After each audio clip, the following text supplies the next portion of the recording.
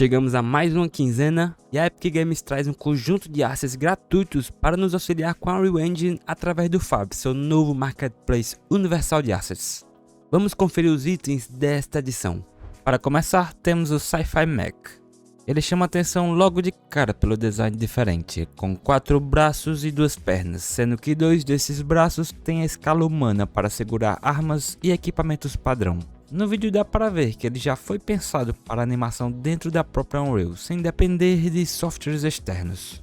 O asset já vem com todos os rigs e pronto para funcionar com o manequim da Unreal 5. Tecnicamente é um personagem bem sólido para jogos ou cenas interativas. Ele tem 4 LODs gerados automaticamente e materiais parametrizados para ajustes de cor, além de armas estáticas inclusas.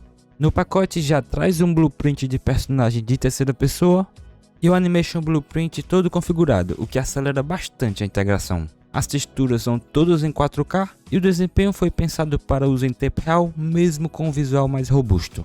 Seguindo em frente, temos esse kit de cemitério extremamente completo, daqueles que já dá para montar uma área inteira jogável sem precisar de muitos assets externos. O foco é claramente em atmosfera, com muita atenção a detalhes, áudio e efeitos visuais.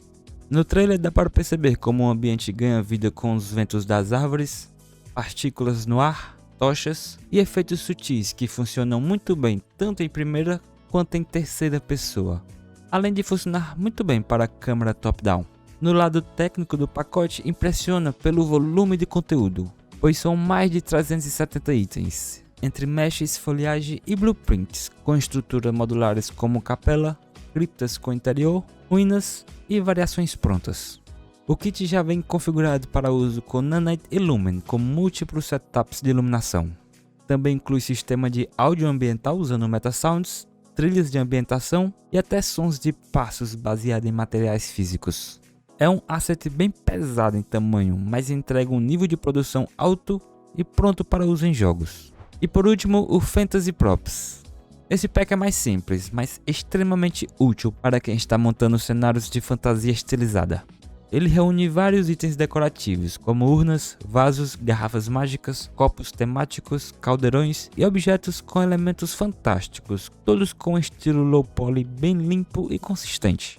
São props que funcionam muito bem para preencher cenas, mesas, interiores de taverna, lojas mágicas ou ambientes de RPG sem pesar na performance.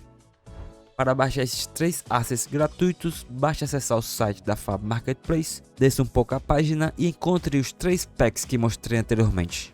É só clicar para comprar e depois adicionar seu projeto pelo launch da Epic Games.